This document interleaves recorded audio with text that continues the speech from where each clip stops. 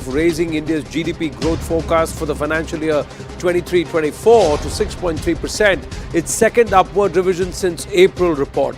IMF has actually attributed stronger than expected consumption during the April to June for this entire upward projection of growth in their estimates.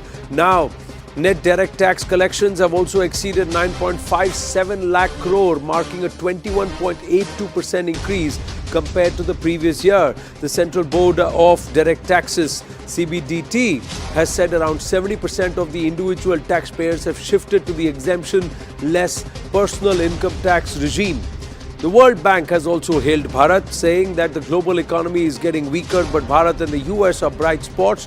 The World Bank hailing good economic management positive for India and saying that in the last 10 years, Bharat has made a huge push on infrastructure and technological aspects, which has seen a lot of innovation.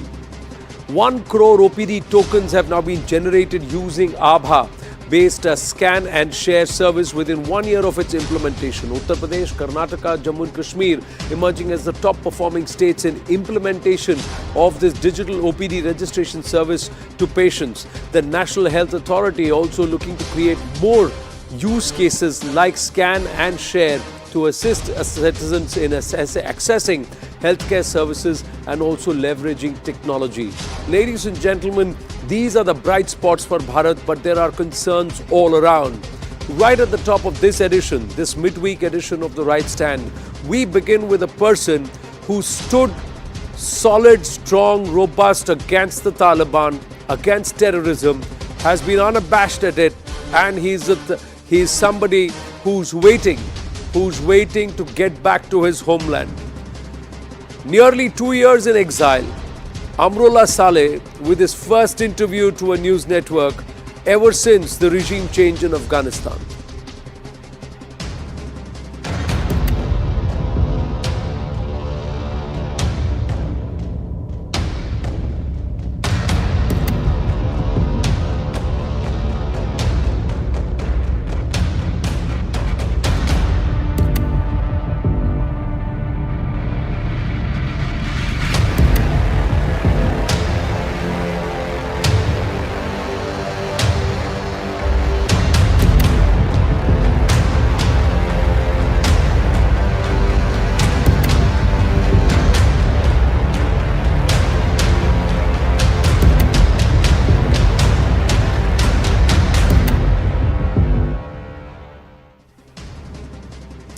He's stood steadfast in his not just love for Afghanistan, but also his innate hatred for terrorism.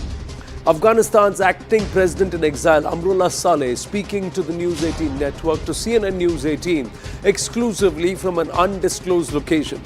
This is Mr. Saleh's first ever interview in almost 2 years to any media publication around the world. And that's why it's a world exclusive, ladies and gentlemen. In its first interview post his exile, where Amrullah Saleh decodes his plan and speaks on various issues around in the country, in Afghanistan, from the Taliban to the Israel-Hamas attack to the Ukraine war. Amrullah Saleh giving insight on the issues that matter on geopolitical conditions. Let's try and break this down for you. The full text and the various aspects or highlights of this highlighted on our website news18.com. One of the first questions that was posed to him and the conversation he had with us here at News 18 along with our group editor security Manoj Gupta, the question that was posed to him was Mahmoud Shah Habibi, a former deputy chief of Afghanistan's aviation authority, was he the man who leaked the whereabouts of Al-Qaeda chief Ayman al-Zawahiri to the United States of America? Because an American drone strike killed Ayman al-Zawahiri, a key plotter of the 9/11 terrorist attacks, the second in command to Osama bin Laden. The US took over as the leader of Al-Qaeda after Osama bin Laden's death in 2011. Amrullah Saleh actually bringing forth his theory on who tipped off the US and who is responsible for the death of Ayman al-Zawahiri. In his theory, he actually extrapolates how the US may have reached out to the Al-Qaeda chief Ayman al-Zawahiri, and he says, and I quote, that there was an agreement between the US's Central Intelligence Agency, the CIA, the ISI and the Haqqanis on the Al-Qaeda However, there was no discussion on the fate of Ayman al-Zawahiri. Once this entire set of conversations happened, the US has been in secret negotiations with the Taliban over his release. Washington keeps silent on the matter to deter domestic pressure, especially ahead of upcoming presidential elections. Habibi is a high-value hostage for the Taliban. They also goes out and says that in August 2021, the United States and its NATO allies withdrew from Afghanistan after 2 decades of war with the Taliban, paving the way for a resurgent Islamist group. President Ashraf Ghani fled the Taliban's takeover of Afghanistan on the 15th of August 2021, and Amrullah Saleh declared himself as the acting president of the country and is leading this fight against the Taliban. He's vowed to take back Afghanistan from the Taliban. This is what he said: "We will get our areas back. We are countering the Taliban internally and externally. They will lose. The Taliban is a proxy, very clearly, and a malicious force. We will fight till they agree to a process for establishment of a legitimate system in Afghanistan." He's very, very clear. He also has very clearly said that the Western narrative that they didn't abandon Afghanistan, that's not true. Only corrupt politicians, completely wrong and self-serving. There was a geopolitical scheme. They negotiated with the Taliban for almost 10 years to agree on the terms of exit, and they were expecting us to agree to the Taliban in 5 days to rubber stamp the Doha Agreement, in which there is hardly any mention of the Afghan people and the Afghan people's rights. That's what Amrullah Saleh says. What took them 10 years to negotiate, they could manage. They didn't give us even 5 days to think about. And there was no mention of the Afghan people and their own rights when the Americans decided to walk out. So he's also saying a double stab there, saying they were engaging with the Taliban for nearly a decade. They never kept us in the loop and they left us in the lurch. Now, speaking on the Afghan-Taliban issue, Amrullah Saleh said that opposing the Taliban are facing a couple of challenges that are beyond their capabilities, those who are opposing the Taliban. Now, this is one of the issues. He says that there is the $60 million per week aid from the US to the Taliban. That's the stall claim he's making, which is giving it maneuverability to use national revenue for consolidation of repressive conduct. The US aid is auctioned in Afghanistan. People with direct link to the Haqqanis, an Afghan Islamist insurgent group built around the family of the same name, NGOs, they deliver services to areas identified by the Taliban. So the Taliban are actually using aid money to help themselves. That's what they are doing. They are actually using money that is supposed to be given to the help of all of Afghanistan for their own self. Now, according to Amrullah Saleh, Taliban's opposition is looking at 3 main areas: knowing the Taliban internal and external fight, and multiple voices that some believe in gradual softening of the Taliban. They are saying that there are elements which are being paid so that the external forces against the Taliban do not unite. Total number of casualties in direct combat with the Taliban over the last 2 years is 1,000 men. Around 5,000 of our sympathizers and supporters are in detention of the Taliban. They have saturated areas of our activities with their militia. They are operating from an environment that is not willing to let us unite. The Ankara-based alliance is less willing to engage with the Taliban militarily. They want to sell the Doha Agreement to allies. Some won't return to Afghanistan without a process or referendum to determine the type of state. Then there is the us who say this dispensation is illegitimate. So clearly he's saying that there are elements that are keeping those opposed to the Taliban apart. They're not allowing them to unite, and some of them are being paid to keep this disunity going.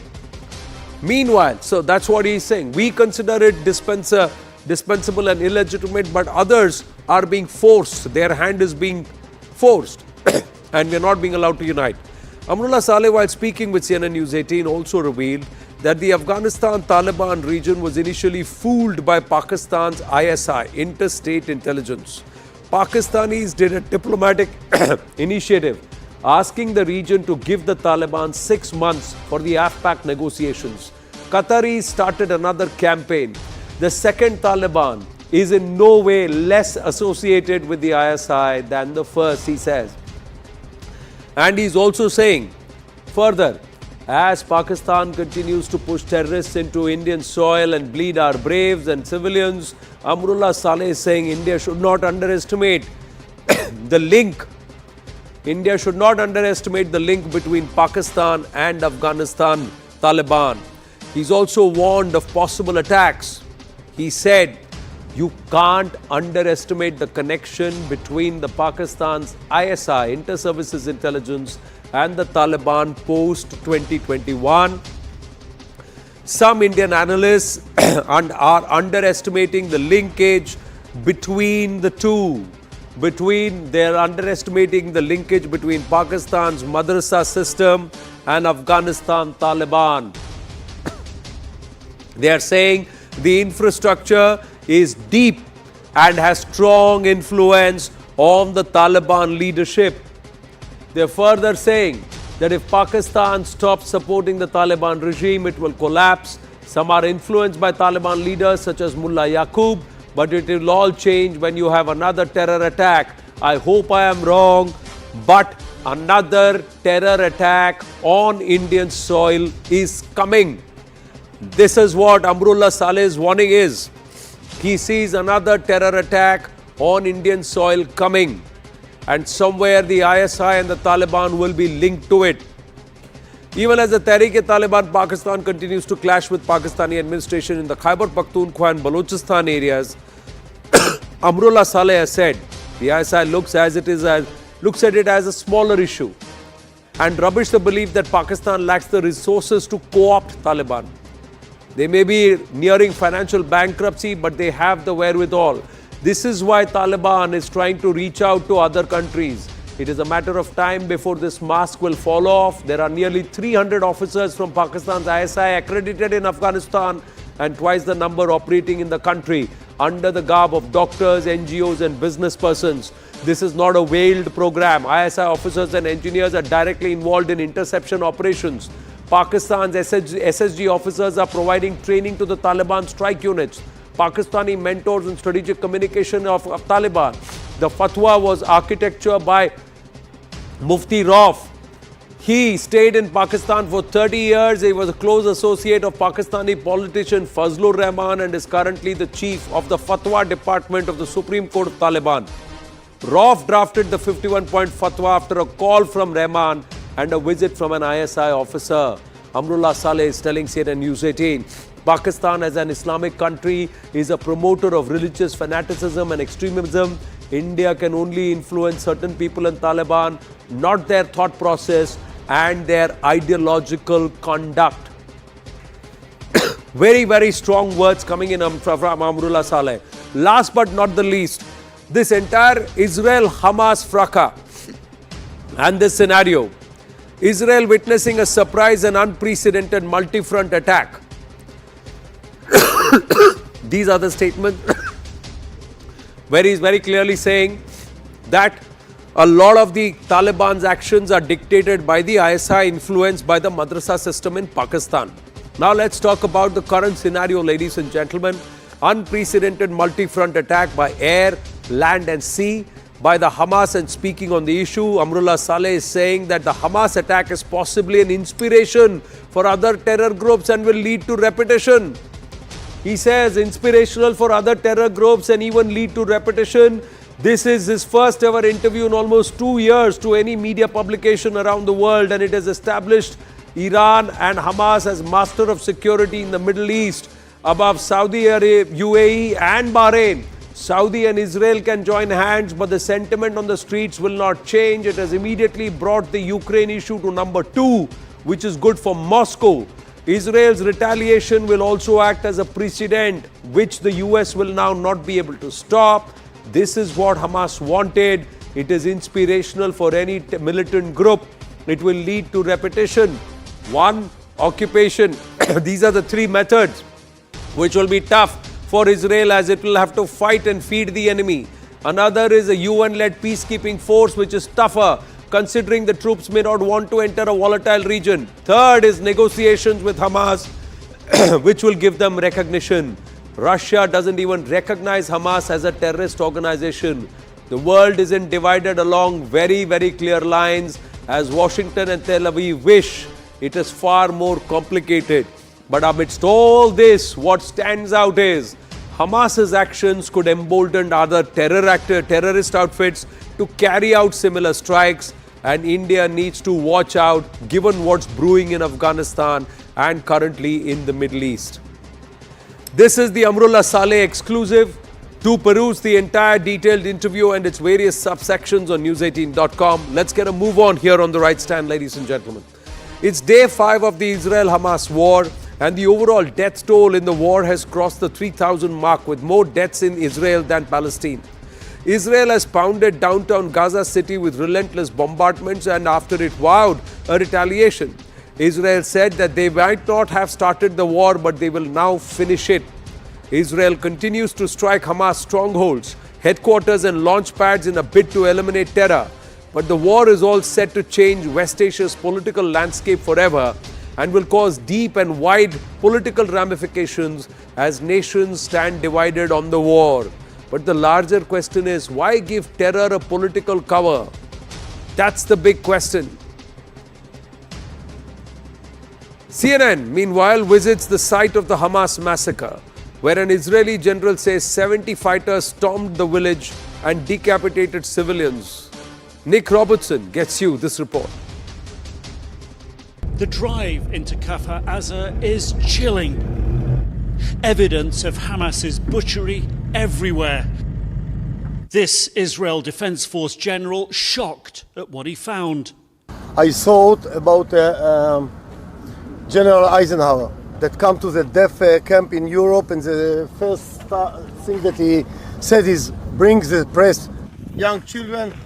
He did the same, inviting about 50 journalists. You will see. It's a big massacre, a big disaster. Have you ever seen anything like this in your career before? Never. Less than a mile from Gaza, 70 Hamas fighters stormed in here early Saturday, some even flying. They're telling us this is one of the paragliders that flew in here. You can see the engine here, the propellers here made of carbon fiber, the fuel tank up here, and the frame of it and the seat at the front. The IDF in control now after a 2-day battle. Hamas lie where they fell. Only now the extremes of their barbarity becoming apparent. 700 plus civilians lived here. How many were killed, still unclear. How they died, brutally apparent. Some decapitated, they say. Sushant Sareen and Abijit Mitra with us. We should have Kobi Shoshani joining us, Tehseen Poonawala joining us, and Abhishek Jha, correspondent, joining us from Tel Aviv in a short while from now. But Sushant Sareen and Abijit Mitra, if this is not a wake-up call for the whole world and especially Bharat, then what is? Sushant Sareen. Yeah, how many wake-up calls do you need? This is not the first time something like this is happening. It's been happening forever, right? And after every such incident, we say we need to wake up. We wake up for a couple of maybe months at best, and then we go off to sleep. And I wouldn't be surprised if the same thing was to happen, including in India. For example, I was seeing Abhijit's tweet. We are now giving Pakistani journalists and maybe Pakistani fans visas to come for the Cricket World Cup. So cricket is more important than the security of our own people. And the West is totally gone. Basically, the Europe is finished. They can't protect their borders. What can they protect? If they can't protect themselves against illegal immigrants, what can they protect themselves against? If they can't protect their own values in their own cities, where murderous, barbaric savages are celebrated, what can they protect? So Europe is gone, and maybe America is going the same way because wokeism is alive and kicking. There is some pushback, but that is it. In India again, we wake up for some time, and then our systems are. We make a Bharat Mandapam, and the next day we learn after the event is over, people have stolen the faucets and gone away. So if that is what our attitude is going to be, I don't see much of a hope. The other side is very focused. Those terror groups are extremely focused. They're very committed, and they are basically a death cult. They're ready to die. So I think it's an uneven battle, even as we speak. And yes, what is happening in Israel, Anand, we've seen this in Kashmir. We've seen it in other places. We've seen it in the past, in the 20s and the 40s, in Kerala, in Bengal, in Noakhali. We've seen it in Rawalpindi. People forget the rape of Rawalpindi. There's a book called The Rape of Rawalpindi. People forget what has happened out there. And we, I'm ashamed of the Punjabis in India who still think that we are brothers with the Pakistanis. After what our ancestors suffered, not 70 years back, 70, 75 years back, we are suckers for punishment. And unfortunately, we haven't learned our lesson. And we will let down our guard, as we are going to do during the Cricket World Cup. And then maybe a couple of months or years down the line, we'll find out that, yeah, there was a Sajid, the Mir who had come, there was a David Headley who had come, we had given them the visas, we had invited them to our High Commission in Islamabad to send their passports so that we can give them visas, so that they can come and enjoy a cricket match out here. Yeah, so this will continue. Nothing new. Nothing new. But who are we to say anything to anybody else, Abijit Mitra, as Tehseen Poonawalla joins us, when there are those within our own backyard who are celebrating? The day Hamas pounded Israel with rockets, and in that Gaza Strip, in that region, there were people who were celebrating and who took out marches and with xenophobic chants. No courts took suo motu cognizance. Some governments may have opened up cases, but where is the crackdown? What kind of mentality was on display then? And political parties were trying to give them cover fire. Anand, the people who came out and celebrated, they are not the ones who worry me. Because see, they're out in the open. They don't hide. What worries me is the ones that, use nuance, shades of grey, to refuse to condemn what Hamas did. There is a very sick mentality going around in this belief that somehow criticizing Hamas and the terrorism that Hamas does makes you Islamophobic. But let me tell you what, Hamas is the most Islamophobic organization that exists on earth today. The Israeli army does not hide behind Muslim women and children. Hamas does. For all their machismo, they hide behind women in burqas. They literally put Muslim children in front of them while they shoot at Israeli troops. What kind of pro-Islam is this? We're going through a very, very sick phase where the people who are most culpable for the killing of Muslims are celebrated as Muslim heroes. And we are inundated with these so-called thought leaders. I'm not going to name names out here, but people who have gone to the most incredible mental gymnastics to avoid criticizing Hamas. And the latest thing is they will take any piece of misinformation that comes out and use it to justify what they've done. 1,200 innocent people were killed. Out of them, only 120 to 150 were Israeli troops or police. The rest were women, children, basic civilians. What justifies that? What justifies those 20 Thai people killed? What justifies the 10 Nepali Hindus killed? You saw the video I tweeted of the Thai guy. What justified taking out a pickaxe and literally smashing his rib cage and his thorax to death? What justifies the torture, murder of dogs? What did the dogs do to you?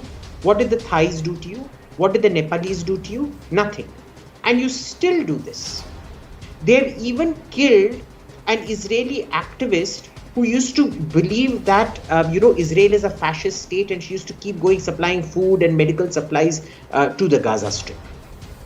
Even she was tortured and killed. How is this being Muslim? How is he even supporting this being Muslim? So, I don't mind the enemy that identifies themselves as the enemy. What I mind are these, insidious so-called intellectuals, the thought leaders of the Indian Muslim community, the sort of people who talk about empathy and love and go around calling everybody else Nazis, fascists, the misbegotten sons of Hitler, the brothers of Mussolini, etc., who, when actual terror and fascism happen, go absolutely radio silence and start talking about nuance and shades of grey. No, you see, if Hitler was the one who was a fascist and who was a monster because he wanted to ethnically cleanse the Jews, it's a similar chant which are saying down with the Jews, down with the Zionists, kill all Jews. So how are you anyway different than how are you from any that different? You heard what happened in France. You heard the chants at the Sydney Opera House. I'm not going to repeat it out, the first part out here, but the second part is gas the Jews. They said gas the Jews. No, and it was a similar continuum. The language used was no different on any of the continents or in any of the cities. And why are political entities wanting to give such acts some amount of cover fire? Tehseen Poonawalla. Namaskar Anand, thank you so much for having me on the show, and it's wonderful to be with two people I really admire, Sushant and Abijit. I've been picking Abijit's brains for what's happening, the colossal failure that Israel has faced, and actually I am not very surprised by Israel's colossal failure, but let's come to the issue of what you've said. First, read my lips. Hamas is a terrorist organization, no if, no but. It is an absolute terrorist organization. India, because I'm an Indian, I'm a nationalist, I stand with my country. My country stands with Palestine, but in this hour of crisis, it stands with Israel. Israel has been attacked by a terrorist organization. The problem out here, Anand, is that my present government has not declared Hamas a terrorist organization. I believe it's a terrorist organization. I wish there was a BJP representative on your show and I would have asked him a question. The entire top leadership of Hamas, these barbaric monsters who torched innocent children, killed dogs and raped women, are today the top leadership hiding in Qatar. The same Qatar that bullied my government over Nupur Sharma, the same Qatar that cancelled my vice president's dinner. They won't have the guts to call Qatar out. That's the hypocrisy of the BJP. I think Hamas is a terrorist organization. A, India should begin by calling it a terrorist organization. B, for your viewers, and because they're two learned people on this show, I don't want to get into the thing. India supports PLO and Fatah, not Hamas. Hamas has got nothing to do with it. Hamas may have won in that election, in that stripe and all. India is not with Hamas. Not even Prime Minister Modi. We've never voted against Palestine. We've never voted for Israel or voted against Palestine in the United Nations. Never. So let's be clear on the complexities. However, Hamas is a terrorist organization. And one last thing. I am very disappointed and I want to put this out publicly. Do you know, even reporters, this is because in continuation to what Sushant Bhai was saying, reporters who've been covering the World Cup from Pakistan, the kind of nonsense they've been tweeting, they've all been given visa by India. You want India to be a tough state. We all want India to be a tough state, right? You cover out at the first opportunity this government. It doesn't matter what Tehseen criticizes you or Abijit criticizes you or anyone else. Take a stand for the country. This government covers out. They covered out in Nupur Sharma. They're giving visa to all those journalists. I'm asking you this question. Which is the government that has not called Hamas a terrorist organization? Sushant Sareen wanted to say something. Yes, Sushant. Yeah, I think I agree with the last part of what Tehseen said, but on the issue of the government not labeling Hamas a terrorist organization, I think when the Prime Minister tweeted, he very clearly said it was a terrorist act and we condemned it outrightly. So I think there was no ambiguity or ambivalence on that particular issue, number one. But yes, technically, Tehseen is right, but technically there is also an issue that we declare terrorist organizations, unlike the US, which has this global list of terrorists and then starts declaring organizations a terrorist organization. In India, we have our own laws, and within the parameters of those laws, it has not officially been declared a terrorist organization. But does anybody in the government think it is not a terrorist organization? I don't think that's the case. But there are certain procedures on the basis of which you declare or you do not declare an organization a terrorist organization. And perhaps all those parameters do not fit into, in the case of Hamas, maybe because Hamas has no presence in India. There was, for the longest, we had not declared Al-Qaeda a terrorist organization, and it was not this government at that point of time, it was another government at that point of time also. And then later on, when we found that Al-Qaeda and ISIS had a presence No, but in India, if this thought started declaring continuum them as terrorists. finds any root in India and finds any support, then it's high time we start taking action on that. Gentlemen, please bear with me. I have Mr. Kobi Shoshani with me, who's the Consul General for Anand, Midwest one India. Can I make one sentence? Can I come back to you, Sushantji, after I have him for a... Just one sentence yeah. on this particular issue. Just Yeah. simply Yes, this, please. that maybe the time has come that we should also adopt the same policy which Tehseen and I would probably be on the same page on, that there are organizations around the world which should be declared terrorist organizations in India, because those are never going to be friends of India anyway. Correct. Right? And we need to be wary of their activities. Point well made, Mr. Shoshani. Namaste. Thank you for your time. And I know these are very, very tough times. I hope those who you know, your loved ones, your friends, your known ones, they are safe. My first question is everything all right with your near and dear ones, Mr. Shoshani? You know, in a small country as Israel, 9 million people, when you have more than 1,000 people that killed, murdered, slaughtered, I don't know how I can describe it in a better way, by these bloody terrorists. In every family in Israel, there is a connection to someone who killed or kidnapped in this brutal attack. I can say that I personally know 2 of girls. One of them was murdered. I cannot say, when I say it, I cannot say even what happened to her. And one kidnapped to Gaza. This is in all houses, in all family in Israel. We know someone. It's a very big tragedy, definitely. And I even cannot define this terror, and I've heard some of the voices before, as a terrorist. They are not a human being. They are animals on 2 legs, and even to tell them that they are animals is a compliment for them. Mr. Shoshani, my condolences, and on behalf of all fellow Indians, we extend full solidarity and support with the people of Israel and with Israel. But let me ask you, sir, what's the current situation? More than 4 days into this war, there is a vow that the Hamas will be destroyed and uprooted once and for all. How far has the IDF moved in that direction? First of all, it's very, very clear, and I think that there is no doubt and there is no even question mark concerning this aim of the war. I have to tell you, you asked me about the situation right now in Israel. Right now, in most of the part of the south part of Israel, the army is controlled. There are several incidents, like it was 5 minutes ago, then 8 terrorists have been killed by the Israeli special forces that tried to enter to the state of Israel. And still there are rockets going on to the center of Israel and the southern part of Israel, but were intercepted by our Iron Dome. This is the current situation. In between, airstrike continue to bombard these bloody terrorists in the Gaza Strip, and it will be harder and harder and harder until we reach our aim. But as these buildings that we see in the pictures, we're given to understand the Gaza Strip also is a maze of tunnels.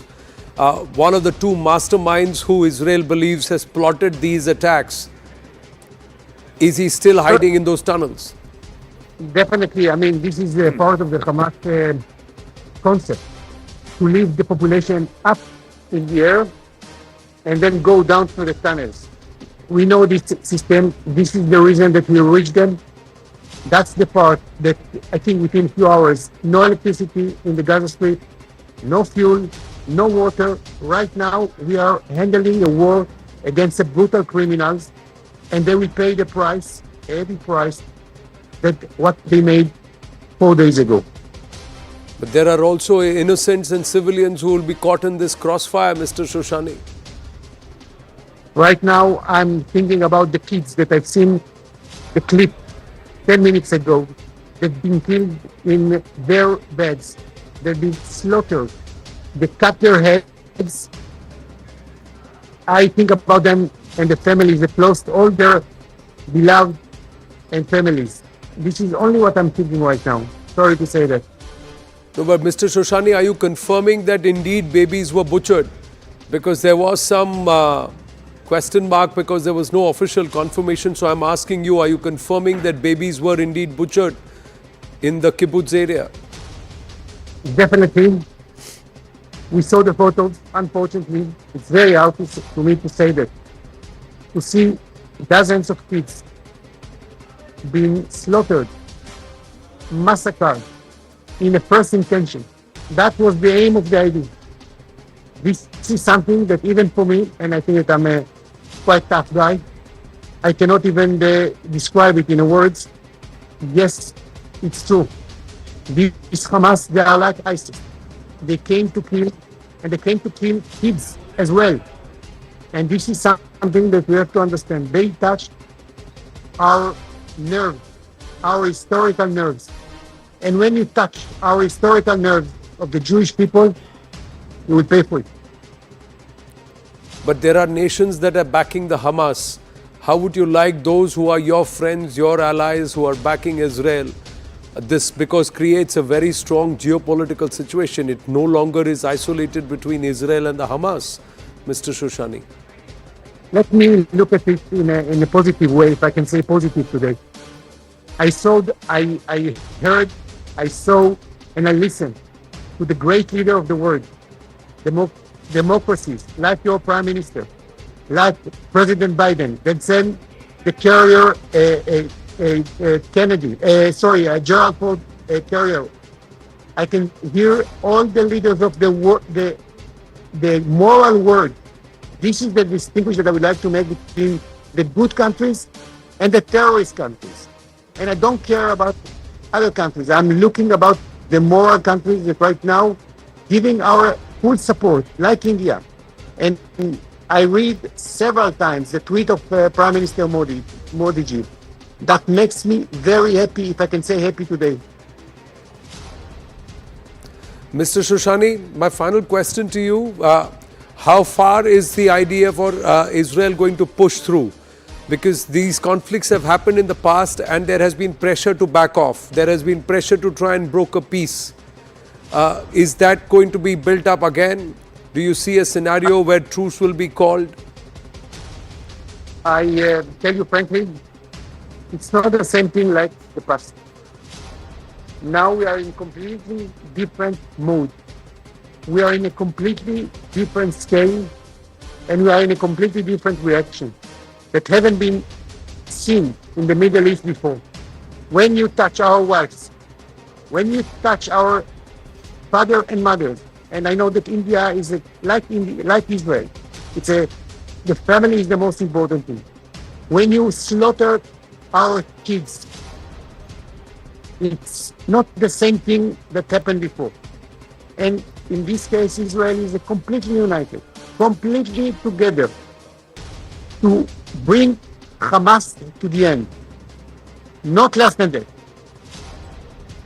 Mr. Shoshani, I thank you for your time and more strength to your forces and to your entire commitment to eradicate terror, this terror that is the Hamas. Thank you very much for speaking with us. To the rest on the panel, I'm just going to quickly go across to Abhishek Jha, who's joining us live from Tel Aviv. Abhishek, what's the current scenario on ground? Whereabouts are you? Current scenario in Tel Aviv is there is a calmness that is very uneasy. People are not on street.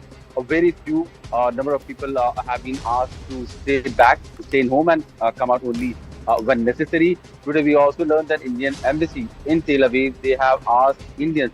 Some of the Indians, they were called for the meeting and they have been asked to enlist all the Indians who are spread across various parts of Israel so that in case of any emergency or if there is any possibility of evacuation, then the number of people are very much present with the Indian mission and they could plan accordingly. So far, today also in Tel Aviv, there has not been any rocket attack in Tel Aviv, but nearby Ben Gurion Airport was attacked by missile, which is like 20 kilometers from here. And then we could see there was siren that went off in Tel Aviv also for a probability that could happen to people in Tel Aviv. But then Thankfully, there was nothing untoward that has happened in Tel Aviv, but people have been asked to stay back. People have been asked to take precautions, and whenever there is a siren that goes off, they should go back to shelter. Apart from that, politically, we know that Netanyahu's government has been facing a lot of flack from people for not being able to defend the people of Israel, and he was under tremendous pressure to form a unity government. And today, it has been announced that he will be forming a unity government, and opposition leader will also be part of entire defense setup and the policy planning that will go ahead with the counter-offensive that the Israeli government is currently planning. Netanyahu has said that the attack will be so far that the generation will reverberate. So that is the kind of attack or counter-offensive that the Israeli government has planned. Can you confirm what Mr. Shoshani confirmed to us, that babies have indeed been butchered? And the video is out. Is there official confirmation of this? Because Mr. Shoshani said just 10 minutes ago, I've seen the videos and they're horrific. That's what he told us while speaking with me just a few minutes ago. Well, the situation on the ground is not very, encouraging, because I was meeting some of the people in Israel, though they said that this is something that they have been, facing for the last 10 or 20 years. And they are kind of used to live under threat, and at the same time to live a normal life as well. But with the latest flare-up that has happened, we don't know how many countries, how many international stakeholders will be dragged into this war that could become very intensive, that could become very long, and that could, involve a lot of neighboring countries of Israel also, and major powers in the world also. So there's a lot of unpredictability that is involved. It has been almost 78 hours since the major attack has happened on Israel. Last 24 hours have been kind of, not calmer. But the next 2-3 days are going to be really intensive, and in terms of counter-offensive that the government will launch. Abhishek Jha, thank you. Stay safe, you and your video, and keep getting us all the reports from Tel Aviv, as the situation only continues to be far more intense from Israel's offensive against the Hamas. I'm going to request Abijit Mitra and Sushant Sareen to stay on with us. Tehseen, thank you. It's a short appearance this time around, but we will talk at length in the days to come. Gentlemen, see you after a very, very short break. To our viewers, do stay with us. We've got an exclusive. This entire aspect of terror, its manifestation and how devious and diabolic, it's coming quite close home, ladies and gentlemen. It could have been a huge challenge for us had our investigating authorities not succeeded in nabbing Shanawaz. Stay with us.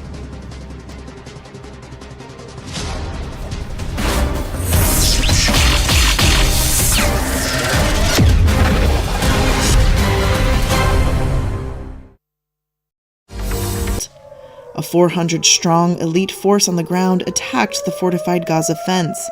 Videos issued by Hamas are said to show fighters breaching the security fences. It also released video of drones it says it used for border surveillance. The final part involved moving hostages to Gaza, mostly achieved early in the attack, a source close to Hamas said. In one well-publicized hostage-taking, fighters abducted partygoers fleeing a rave near the kibbutz of Re'im near Gaza. One analyst told Reuters that Hamas probably succeeded beyond their expectation, but now they'll have to, quote, deal with an Israel determined to decimate them.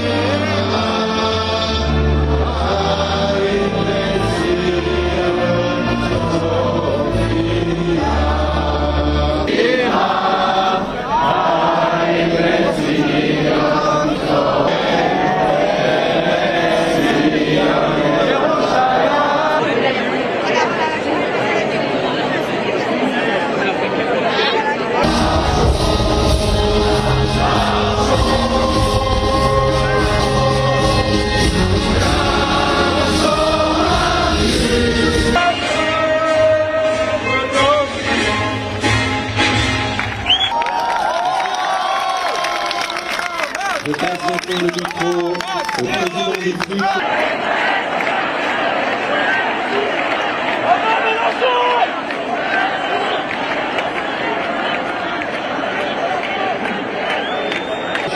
הבא מברך לעלם ולעלמי עלמיה יתברך שלום עלינו ועל כל ישראל ואמרו אמן.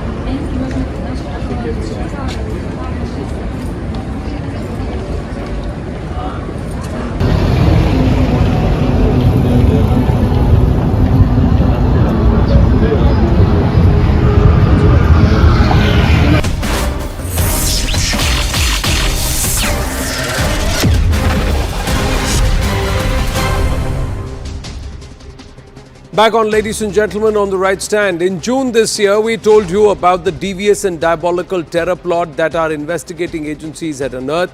And today, via an intel source that's revealed to News 18, that Delhi was also on the terror radar. There were 3 modules we brought to you, Delhi, Pune, and also a student group, an ex-student group from AMU, Aligarh Muslim University. So Aligarh was also part of this entire hub. There were 3 groups. But Delhi was also, and places in Delhi had also been wrecked. The plot was far bigger than what was estimated. Here's more. Our group editor security Manoj Gupta getting us these details. ISIS operative Shahnawaz, who was nabbed by the Delhi police, has revealed to investigators that he carried out test trial blasts in Rudraprayag, Lucknow, Nuh, Mewat, and also in the national capital. He carried out these blasts in these 5 locations. Then Shanawaz, during his interrogation, revealed that he wrecked several places and organizations to carry out a 26/11 type attack. So what are the establishments? 1, right-wing establishment and leaders, RSS, BJP leaders, officers, very clearly. Officers of Hindu groups, including the RSS. 15 places in Ahmedabad, Surat and Baroda. So Gujarat was wrecked thoroughly. The Chabad House and also the naval helipad in Mumbai were wrecked, and temples with high footfall in Mumbai and some other places were wrecked. And there were also hydraulic projects which were looked at, and very key important Jewish individuals were also looked at. Now, Shanawaz hails from Delhi, and also he has lived in the national capital. He did his engineering from NIT Nagpur, frequently visited Delhi to meet his kin, attended Dars where he met Rizwan, slowly got radicalized during these meets, and the key link between Delhi and Pune module. And here's the reason why he was the most wanted, because he was the one tasked to form terror camps all across India. He was the one who possessed the expertise in crafting IEDs. Incriminating documents from him have been recovered. Chemicals in liquid form have been recovered, and he believed Kafirs must not be spared. This is the ISIS ideology. Sushant Sareen and Abijit Mitra with me. So, are you inclined to draw parallels, and are you inclined to think that were some attacks going to be coordinated? The moment Jewish entities start getting identified on Indian soil, there seems to be a thought continuum. Sushant Sareen. Yeah, Anand, again, nothing new out here, because I've always maintained that you pick up the jihadist groups from, the islands of Philippines to the deserts of Morocco, and there is a common strand of ideology which ties all of them together. And it's the same hate-filled propaganda with some minor nuances, minor changes, some local flavor thrown in here and there. But the basic jihadist philosophy and ideology is the same. It cuts across different sects. It cuts across different schools of theology within particular sects. And it's the same thing otherwise. So I think I'm not surprised by any of these revelations. What were the targets this guy was picking? What were the kind of actions this guy carried out? And what he believed in. These guys actually believe in the kind of stuff which you are reporting. And again, nothing new out here, nothing novel. It's been there for the last, I don't know how many years now, decades now. In fact, centuries, if you really want to get down to it. Right. So there's nothing new to watch out here. I think what this particular case only highlights is the need for eternal vigilance. That you can't lower your guard. But the most unfortunate part of it, Anand, is that it's been one of the urban myths or legends that terrorism is breeded by poverty or by lack of education. That if you educate people, things will work out. And there are so many instances of us coming across people who have been apprehended on charges of terrorism, who are very highly educated, who come from very reasonably well-off families, families like yours and mine, and should have ideally no reason to resort to terrorism because all the doors are open for them. They get employed in big companies, they get employed in government, there's no dearth of employment, they are successful businessmen if they want to be, and yet, there is the jihadi bug. What do you do about it? Unfortunately, none of the people in government, not just in India, across the world, have understood how to address this particular issue. What to do about it? What is the game plan? And what the West has done, and to some extent what we have done in India also, is either a knee-jerk reaction or, try and soft pedal this whole issue, try and rationalize it, try and cover it up in one form or another, and not confront it the way it needs to be confronted. And in the West, in particular, it's reached epidemic proportions because you will rationalize everything bizarre. So that is where we are at, and it's a very dangerous place to be. It's a point of inflection, but I don't think frankly, I have lost hope. No, but there are also, Abijit Mitra, many who would say that a lot of these entities thought they could fawn this and they could actually allow this to breed a bit and use it for their own political and geopolitical convenience before they realize that this is a hydra that will always come back to bite them. Are we also guilty? Are we also guilty of looking the other way or saying, okay, let them do something before we have to act on it? No, Anand. This sort of self-reflection, there is good self-reflection and there is bad self-reflection. I think doubting ourselves is one of the biggest mistakes we can do at the moment. Anand, we've been friends for 4 or 5 years now that we've known each other, and I watch your program regularly. I've never seen you equivocate. Have you ever seen me equivocate, or Sushant equivocate, or even Tehseen, who left us some time back, equivocate? No. So we have been warning about this for the longest possible time. Correct. The people that need to introspect, who I worry sometimes are not introspecting, are the ones who, like I mentioned, keep talking about nuance and things like that. They weaken us as a society, and because they are believed to somehow bring this sort of narrative of India that is lost, or whatever nonsense it is. I don't know what the latest, fancy word for crap is. They keep spreading all of this. They keep diverting from it. They remove our focus from the real problems in society, and they go after non-existent pillars. Mind you, these same people, they will not open their mouths when China throws 2 million Muslim Uyghurs into jail and force-feeds them pork. Why is that, Anand? Why is that? I think where we have made a mistake is not calling out their hypocrisy stronger. I think the problem is We only call out their hypocrisy when something blows up. We need to call out their hypocrisy every single day, day after day, day after day. It is not we who should be doubting ourselves. No, it's not about doubting, Abijit. What I'm trying to say is that despite knowing what is allowing them to be brainwashed, despite knowing the platforms, despite knowing the entities, despite knowing the places where these elements are getting their training and that they are operating here, why do we have to wait for something to manifest before you have to crack down on it? That's where I'm coming from. Because these same people keep diverting every time. Everything becomes a human rights violation when they say so. It becomes rising fascism when they say so. It becomes majoritarianism, bigotry, Islamophobia when they say so. Our problem is we are too accommodating. Enough is enough. We are too democratic. We are too accommodating.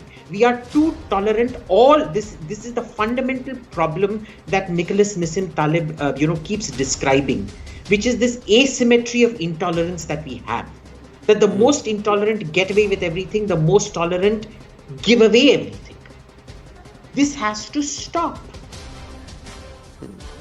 Sushant Sareen, final thoughts? Yeah, so, Abijit is right that this is not the time to show despondency. And I'm not being despondent, but when I say I've lost hope, the reason for that is that, look, this is not a new problem. Okay, fine. For us, we've been facing it for very long. Right. But the world, for example, in a sense, woke up to it and then went off to sleep around 9/11. Okay, so let's take that as the cutoff date. Let's take this century, the start of this century, as the cutoff date. Correct. What you needed was, you needed an intellectual response to this problem. Right. You needed an intelligence response to this problem. You needed a political response to this problem. And you needed a kinetic response to this problem. So you went for a kinetic response with a sledgehammer when you need not have done it. Your intellectual response is virtually absent, zero, finished, nothing.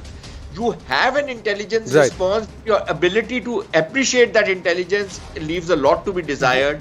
And your political response is totally messed up. All of these we will discuss in detail in the coming days. Gentlemen, I've run out of time. We've got an ad break before we set up brass tacks. So winding up the right stand on that note, thank you very, very much.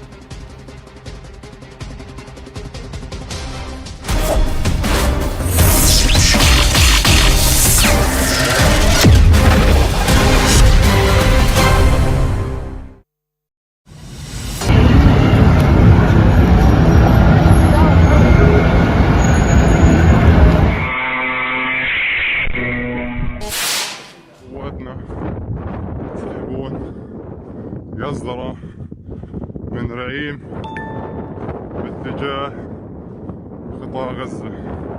ها هم جنودنا الذين أثخنوا في عدونا.